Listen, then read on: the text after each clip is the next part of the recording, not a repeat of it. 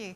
I guess I've got a few things that I'd just like to say before we get into the panel discussions.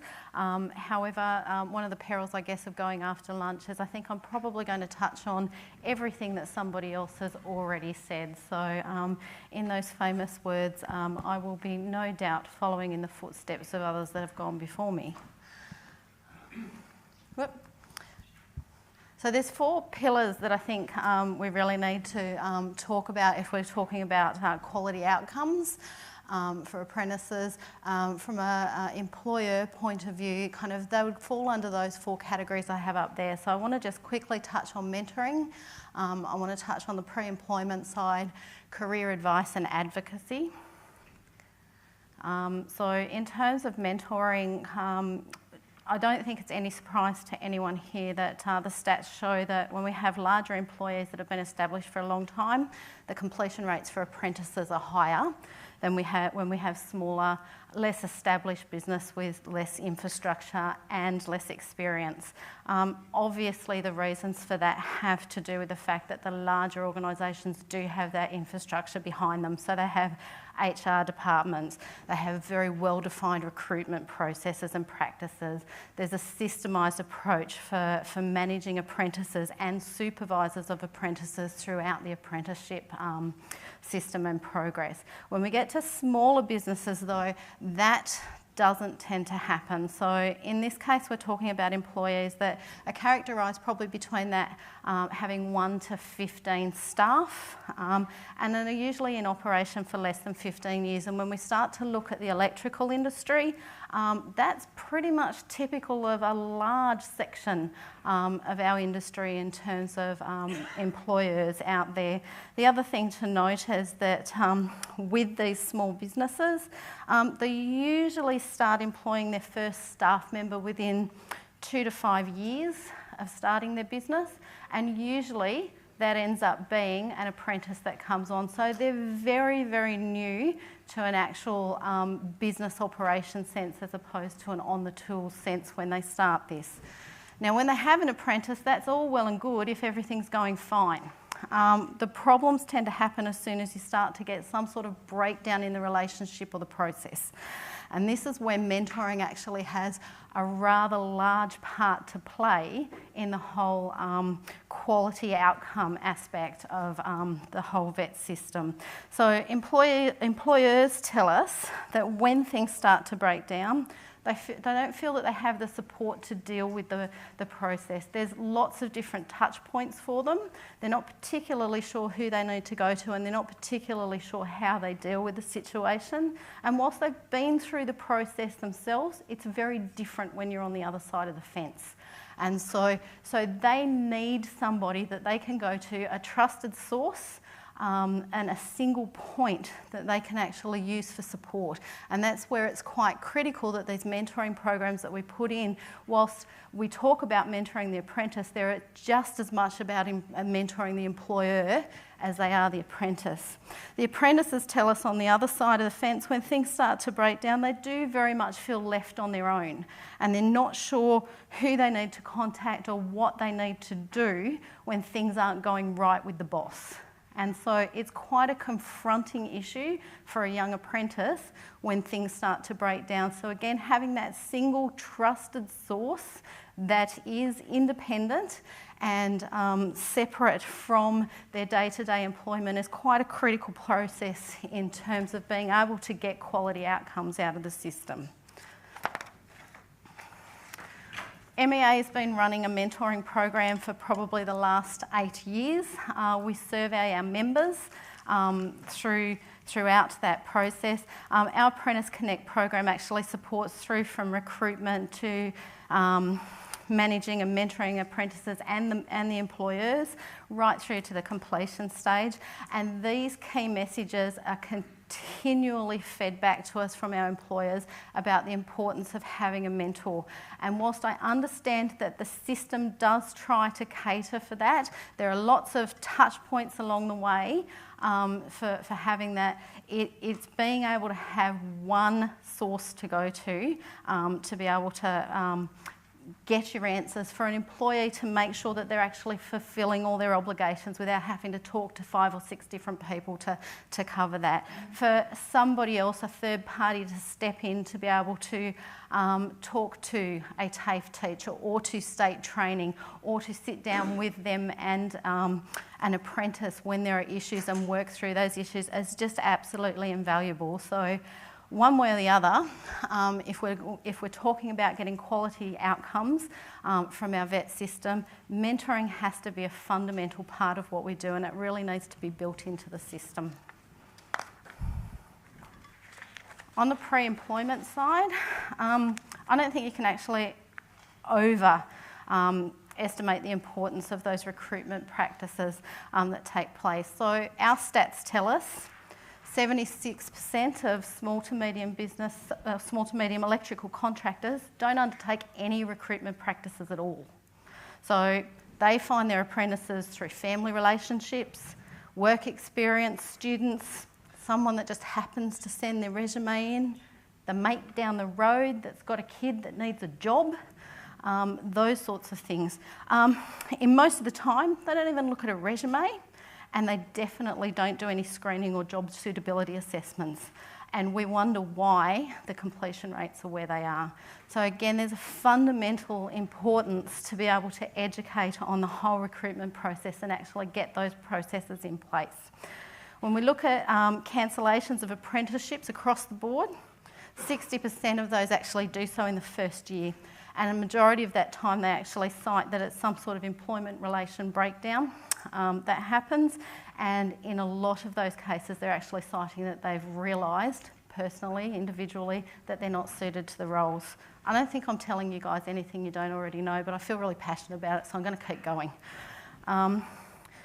With the electrical apprentices, we fare slightly better than most of the other construction-based trades. We've got approximately 68% of our apprentices that complete with either one employer or across a multitude, but they actually complete. Those that actually cancel at any time during their apprenticeship, you only get about 25% of those staying within the industry. And again, small to medium businesses report to us that they actually have trouble in the whole recruitment process. They don't have an HR department that helps them to write a job app, to sit down and do interviews, to do the screening. So again, looking at things like the EOS readiness assessment is absolutely fundamental to getting things right at the beginning and actually understanding kind of what needs to happen and where you need to go with the recruitment process. There's also a lot of other kind of assessment processes that can be used earlier on in the piece to help potential apprentices determine whether or not that's the area that they need to be in. But again, if we're looking at quality outcomes, it's absolutely critical that we take a step back to that whole kind of pre-apprentice side of things and pre-employment to look at what we're doing to make sure that we're getting the right people into the right jobs at the right time. So career advice is another thing that I think is absolutely fundamental if we're going to get that quality outcomes. Getting the message out there early is absolutely key. Let's not kid ourselves. We are competing for the same school leavers that every other industry is competing for, and you have the likes of large organisations, the Defence Department, unis, the likes that have significant budgets to actually be going out and recruiting in the schools and targeting school leavers. So if we want to get those quality kids in, we need to get in there early and make sure that they know what we do in our industry, where the excitement is and the different career paths that we have available. So really important. The other thing that we need to understand too is that the industry's changed significantly in terms of the expectations from new entries into there. So gone are the days now where you do an electrical apprenticeship, you become an electrician, you work in the industry for the next 15 to 20 years. That's not what new school leavers are looking for. So we need to actually recognise that there are new generations coming out there, and those new generations actually think differently to we do. So Millennium and Gen Y, when they're entering the workforce, They're looking for a job that actually has progression within it. They're looking for a social workplace. So they want to do their Facebook and their Twitter and all the other things that they do, and they want to be able to socialise within the work that they do. The other thing to make note of is that they're very transient. So these generations don't stay in jobs for probably more than 4 and 5 years before they're ready to move on. And so we need to be able to adapt in our industry to make sure that we're catering for that so that we don't end up with holes in our skills and workforce. We need champions that are out there sharing the stories.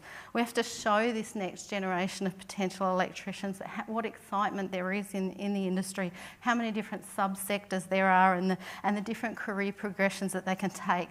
We have to get involved with social media. We have to be actually talking to them on the same level that they're interested in and not actually expecting them to come to us on our terms.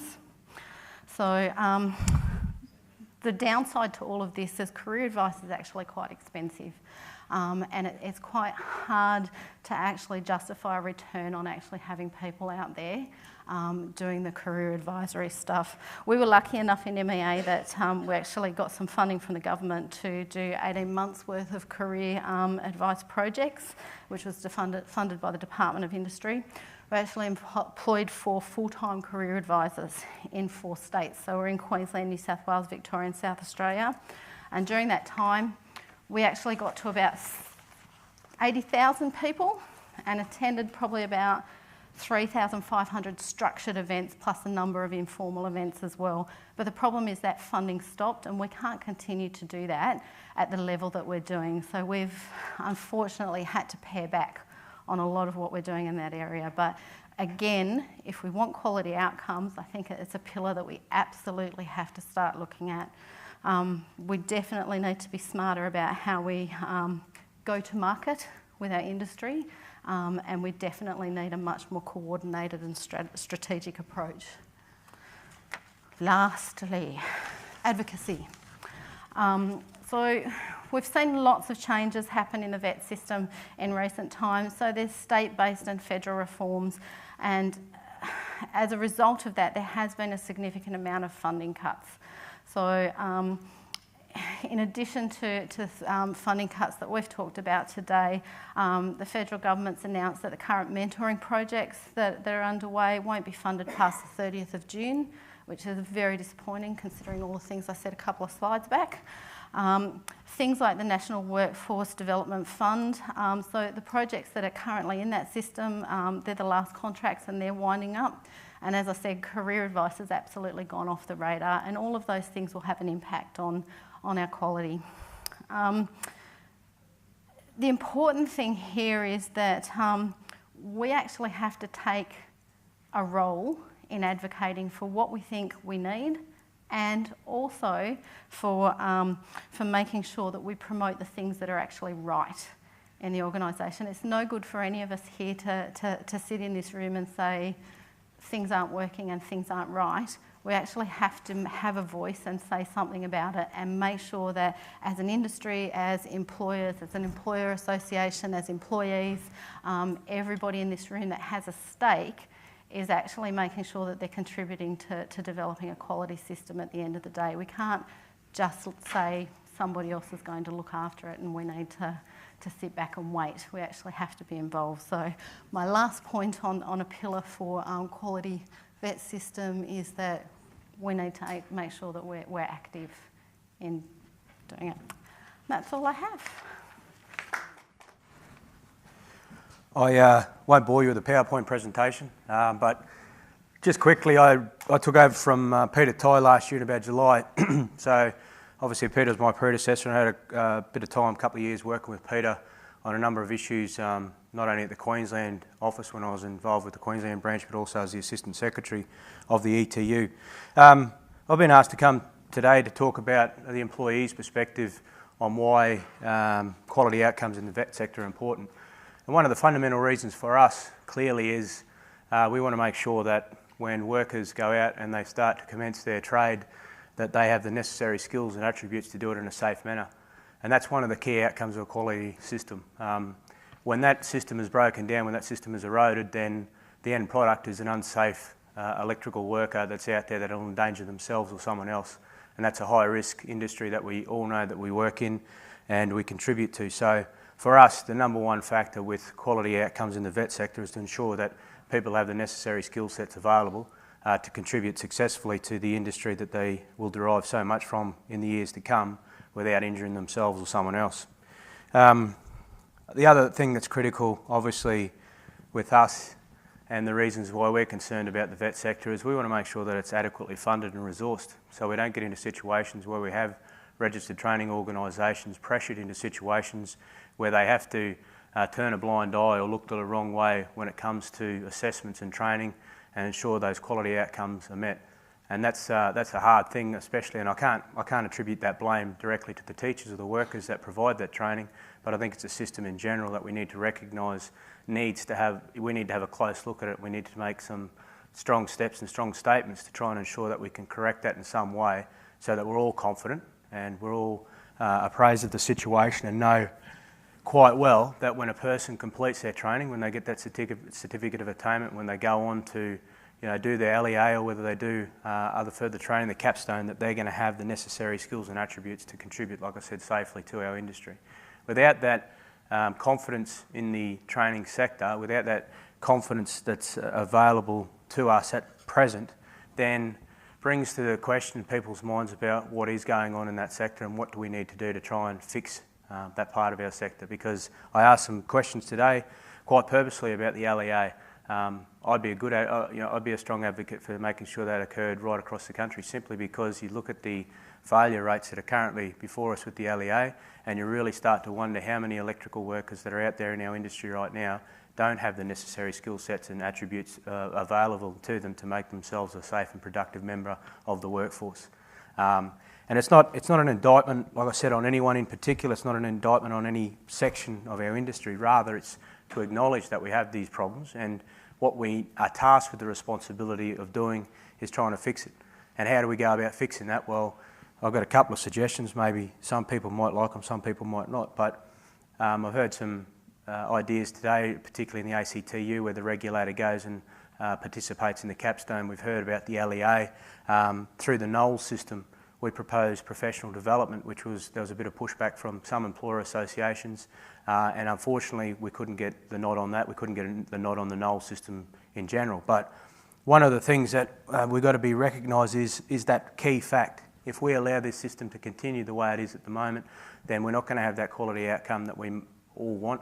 We're not going to have the capacity to know in all confidence that the person working beside us out in the industry has those necessary skills and attributes to make themselves a safe and willing participant in our industry. So there is some stuff that needs to be done in a strong and comprehensive way, and I think that we need to try and use the strength that we do have as an industry, not only through the regulators but through the employer associations and unions and the industry participants, to say quite clearly, well, enough's enough. No longer is a person coming through the system just a number. That person has to have a quality outcome of quality training outcome so that they can contribute successfully and safely to our industry.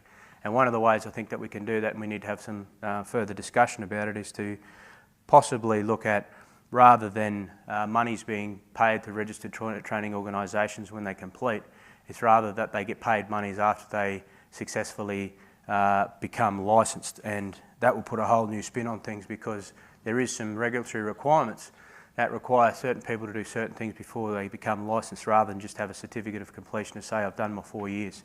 So there's a whole range of things, like I said, I think that we can do. There's a real need for the registered training organisations, and people probably think I'm picking on them here today, but there's a real need for the registered training organisations to understand the consequences of delivering people to our industry without actually making sure that they are the quality outcome that we deserve. And it's a real risk, and you've seen Neil's presentation today, and it's not only just Neil's presentation, it could be any of the regulators' presentations, or you could come to any industrial delegates forum we have or safety conference that we have in the ETU, and you'll hear the same sorts of examples and scenarios that are provided.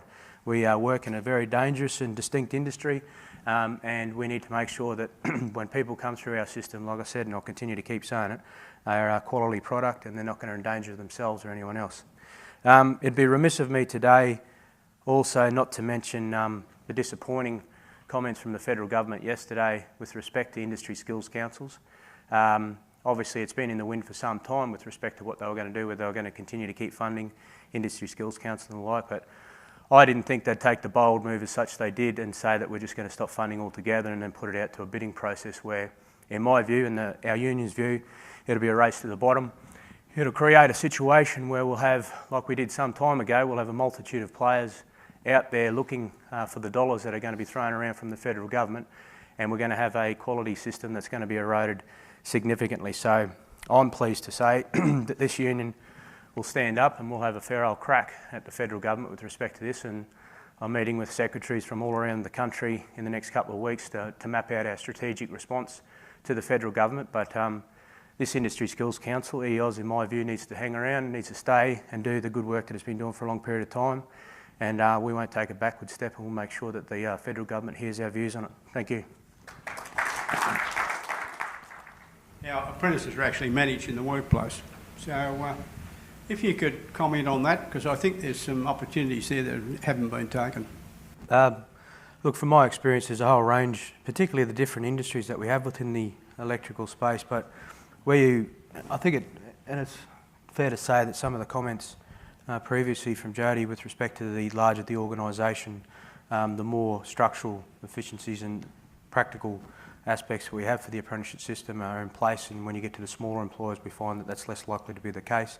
So from my experience at least anyway, I did my apprenticeship in the coal mines, and there was a very strong structure in place there where we went through, did the whole process, the whole range of work that I was required to do to get my licence outcome, but where there was deficiencies in the work that could be provided to me, I went into Mackay, I went to Brisbane and places like that, and I actually worked with an electrical contractor for about 12 weeks during those periods of time so that I could pick up the necessary skill sets that are available. So where employers, I think, generally in this industry have the capacity to do the right thing and have structures in place, they do, but where it falls down a little bit, and it's, I don't think it's any fault of the employer as such, they just don't have the necessary resources and funds to do it. In those smaller workplaces, they don't have the same capacity to do it. So that's been my experience. There's been a significant difference between a small employer and a large employer.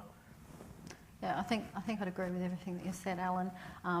As I was saying before, the small to medium businesses kind of don't have the infrastructure and the experience to be able to provide the same sort of consistency in terms of their apprenticeship management as the larger organisations do. And I'll just say it again, which is why it is fundamentally important that we have programs like a mentoring program in place so that they have somewhere to go through to get the assistance that they need to raise the standards and to bring the quality up to where it needs to be.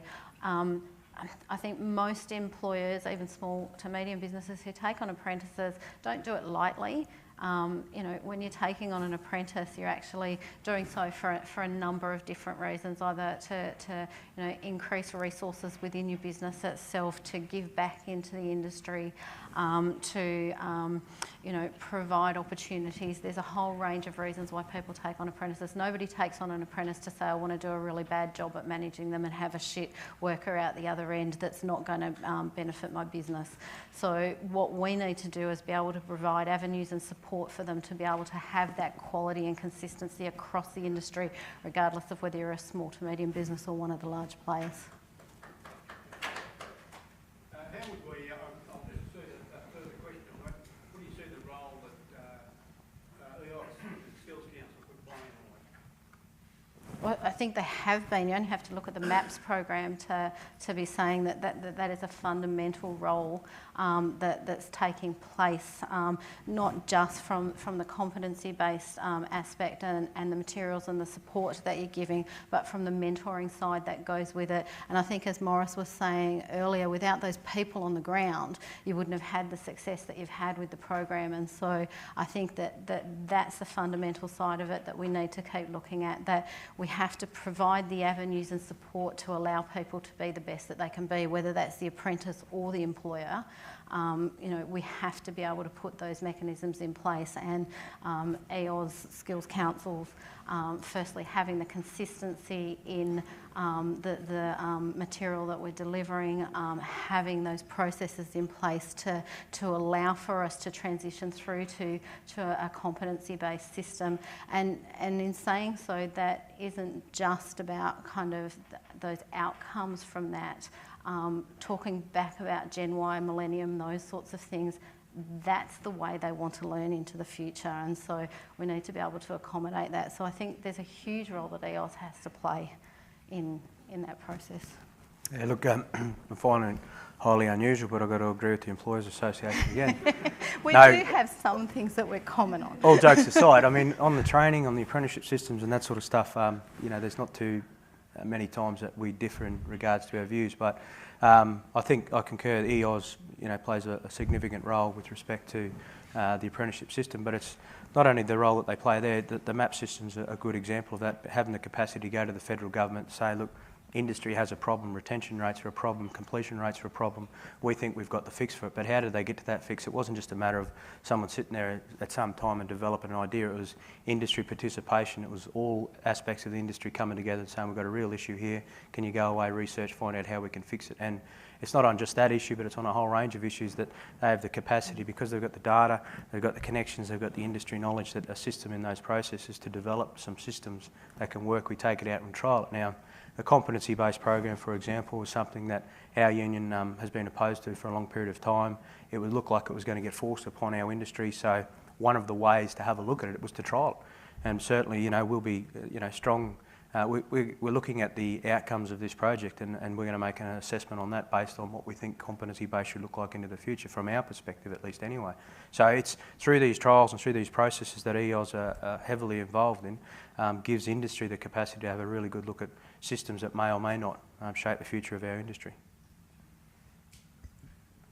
Yeah, Jody, I just had a quick question on you talked about the careers and the 4 people that you had supported through Department of Industry. Is it too early to see any feedback as to whether that's lifting the level of the kids you're getting into the industry?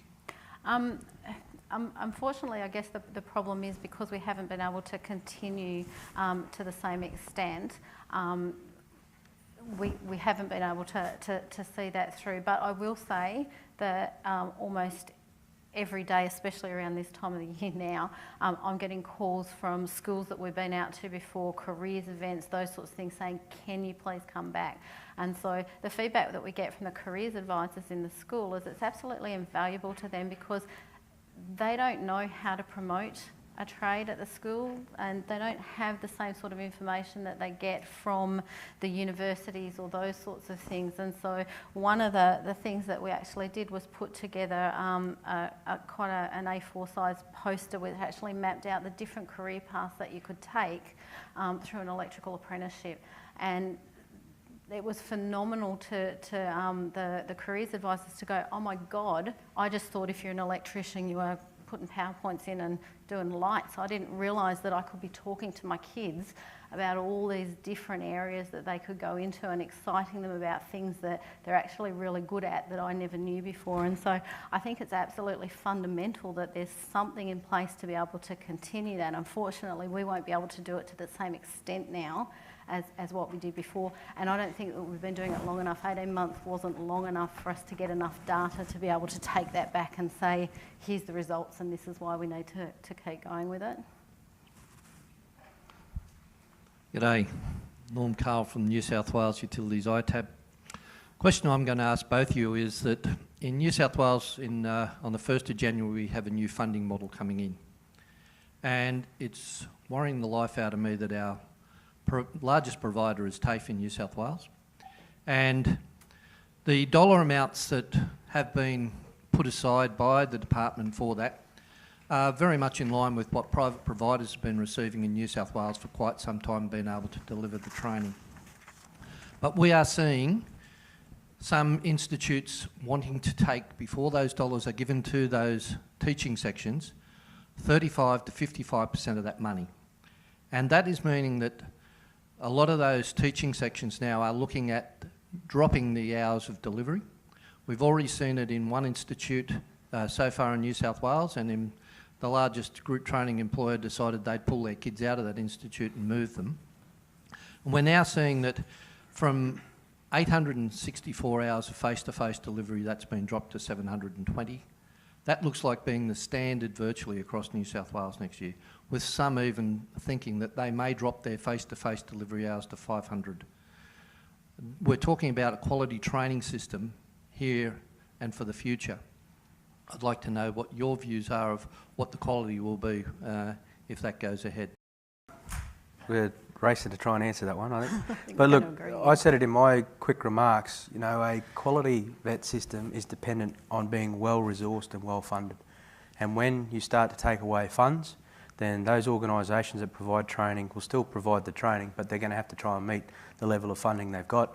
And unfortunately, we've seen it, and that group, you know, training organisation that took their kids out of their apprentices out of that TAFE should be congratulated. We know who they are, but they should be congratulated for that effort, simply because they recognise that a quality outcome can't be delivered with shorter hours. So the funding is critical to ensure that we have a quality outcome, and I think a government has a significant role to play in that. We've got, you know, we all talk about having the skill sets necessary for the future of Australia. It's important to the economy. We look at how much the electricity industry contributes grossly to the Australian economy, and if you're going to start cutting corners in those spaces, then we're going to start having significant issues. And I think it's going to have dire consequences, particularly in this industry in New South Wales, if that's the continued track they're going to go on. Unfortunately, these things are cyclical, so what we'll find is probably in 2 or 3 years, when they realise the error of their ways, then they'll come back and they'll fund it appropriately. But in that meantime, how many students that are we going to put through a process, and how many electrical workers are we going to have out in a system that don't have the quality outcomes they need, particularly in our industry, and how many people are going to be put at danger because of that? I don't know why people say that we're at loggerheads with each other, because we're agreeing on everything.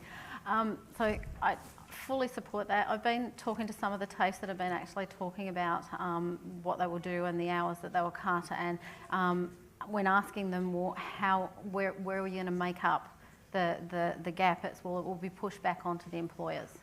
And to be honest, again, with a majority of our industry being small to medium enterprises, they're not skilled or equipped to be able to take on the roles that TAFE or RTOs will be dropping, because they don't have the funding to do it. And so we're going to get into a situation where we have people that are not going to be meeting the necessary skills that they need in a high-risk industry. So it's an enormous concern to us. We already have a fundamental problem with kind of, first-time kind of, passes for licensing, sitting at kind of, we're at 60%. So, on average, 40 of them are now not meeting their requirements when they get their certificate at the end, and we're talking about cutting that further. I don't know how you're absolutely going to get a quality system if we're cutting it to the bone. And I know that the TAFE guys are just as frustrated. Kind of, they're not sure how they're actually going to deal with it. I think the other thing to remember too with our industry, there's all the emerging technologies that are coming at us all the time. So, the workload of an electrical worker is not getting smaller, it's not diminishing, it's increasing all of the time. So to have the necessary skill sets to be an electrician in the modern day Australia is far greater than what they have been previously. And, if you've got governments talking about cutting funding to those sectors, they should be increasing funding to those sectors, simply because the requirements are much greater now than they have ever been. The government hasn't cut funding virtually the same as it was. It's just the way that it's been. Yeah, no, that's exactly right. But in effect, it is a virtual cut to the face-to-face side. So I guess when you're talking about it, kind of that's what we're talking about. Whilst the absolute number hasn't changed, the amount that's actually then funneling through and the way that they will actually get paid means that there is less funding available for the face-to-face side. It actually went up $125 million this year. Which is not a lot in the scheme of things, though.